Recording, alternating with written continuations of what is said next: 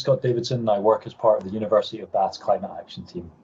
As part of our work in exploring how the university will meet its net zero carbon commitments, we spoke to one of our leading academics, Professor Lorraine Whitmarsh. Professor Lorraine Whitmarsh is Director for the Centre of Climate Change and Social Transformations, CAST, lead author for the Intergovernmental Panel for Climate Change, and was recently voted one of Reuters' top climate scientists in the world.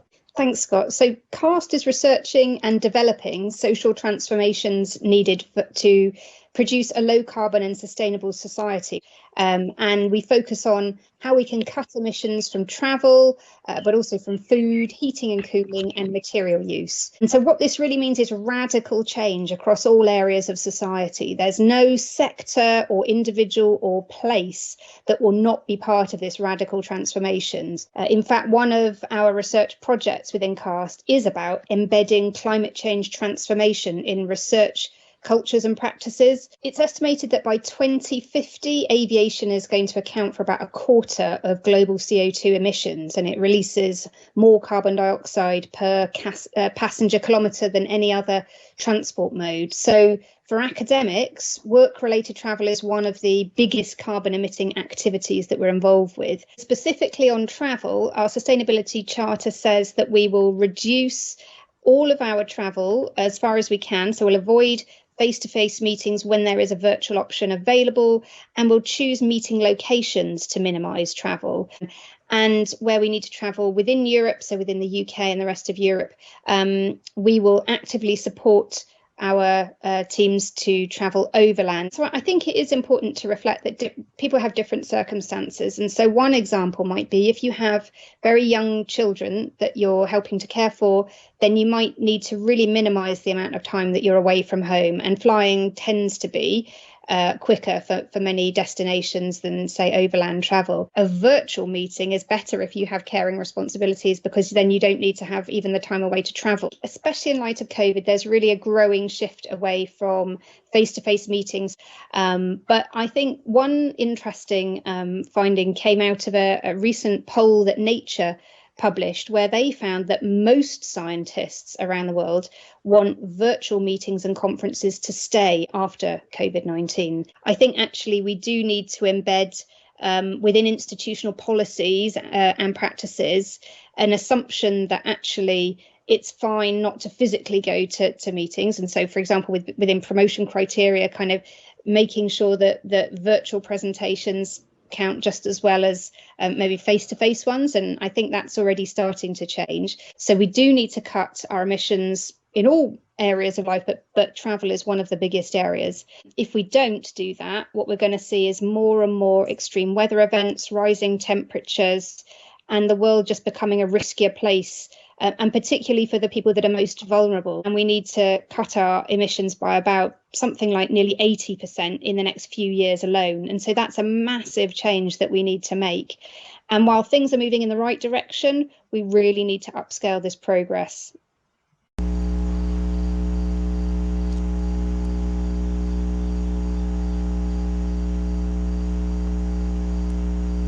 Wow. Gee, the only thing missing there is butt plugs for cows. Thank you for joining us on The Moderate Conservative. I am your host, the Matty Man, or the Moderate Conservative, or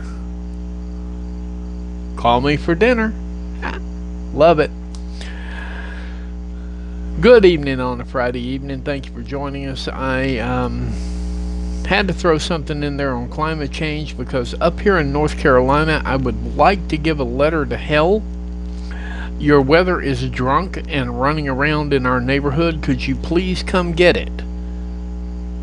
Hey, Texas, your hot weather is definitely running around in my backyard. Could you please come and get it? It has been a scorcher again today. And of course, a lot of people would like to see that blamed on, drumroll, climate change. What we used to call seasons. And for the record, I still call a season. The amazing thing is, for 2 minutes, An educated mouth runs and says nothing. And I hate to say it that way, and I definitely do not want to demean someone's accolades. If you have subjected yourself to the hell that we call college, I've been there, I have a few degrees, I stopped. If you are going to continue to subject yourself to the hell that I call a master's degree, the hell that I call a PhD, you earn my respect. Because it's hard enough to get 2 or 3 people to agree on something. Imagine getting 10 people to agree on something. It is near impossible.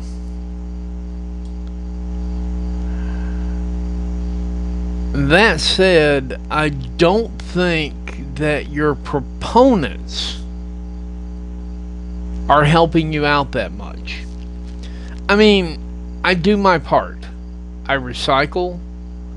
I definitely recycle. I mean, we have like stretch garbage bags of recycling. I go through 5-6 of those a week. True story. I definitely make sure all the glass goes to the glass, the plastic goes to the plastic, etc., etc. I'm doing my part there. Not using fossil fuels in the house, doing my part there. And getting ready to put solar energy on the house because, hey, saves $1 or $5. I'm good with that. But it seems to me like we are going through a lot of motions to address a disruption in what we would call seasons.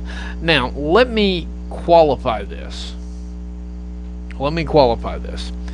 My mother, God rest her soul, state license 9104 for Shelton Heating and Air Conditioning. She was one of 3 women in the state of North Carolina to have a license, much less she was one of 1 woman to have a commercial license. We have experienced this thing we call seasons.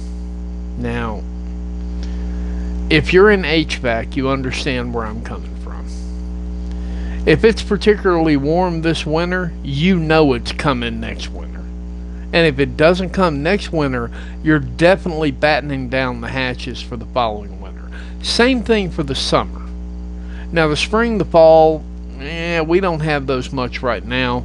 Not to say that they're gone forever, but this switch between 90 and 20 and 20 to 90, it's been pretty regular for the last couple of years. But my HVAC people here will definitely shout out with me by saying we've seen this before. I did HVAC work from about 1978 until about the year 2000. I've seen it. I've seen all kinds of trends in the weather. I saw trends before we did away with Freon. I saw trends after we did away with Freon. That wasn't the cause. I saw trends before hairspray, after hairspray. They were the same trends. And that's not to deny the climate change science, because I realize these folks need to get paid. Do your work. Enjoy what you do. Because the reality of it is, it's an opinion. It'll be debunked in 3 years. You say, wait a minute, science. It's independently checked. That's the whole problem. Today's science is tomorrow's fiction. Today's fact is tomorrow's fallacy. So the reality of it is you've got to do what's best for you. Now then, where do we go from here? It has been hot. This is the hottest summer I think I've seen probably in 30 years. You say, how can you pinpoint the date? I'm glad you asked. There's a golf course in Clemens, North Carolina called Tanglewood. And around that golf course, down the road there are some cabins there. My work may still not be there, but it may. You never know. We put the heating and air conditioning systems in there. And that summer, it was so hot that when I came out of the attics of all 5 of those cabins, I had lost a total of 20 pounds. No joke. Didn't get heat stroke. Didn't stroke out. Definitely got warm. Here we are now, where we're at. And I'm feeling it all over again. And some friends of mine say, well, this isn't hitting you very hard. I've got a lot of experience with 120, 160. I've been in attics that were 140 degrees. The wood was peeling. And I made it. Put in a lot of units in the summer. Summer, you put in a lot of air conditioners. Winter, you put in a lot of furnaces. I've seen this. We've met. I've met this before. So I don't mean to displace science, because trust me, I have a ton of respect for everyone who dares to do this.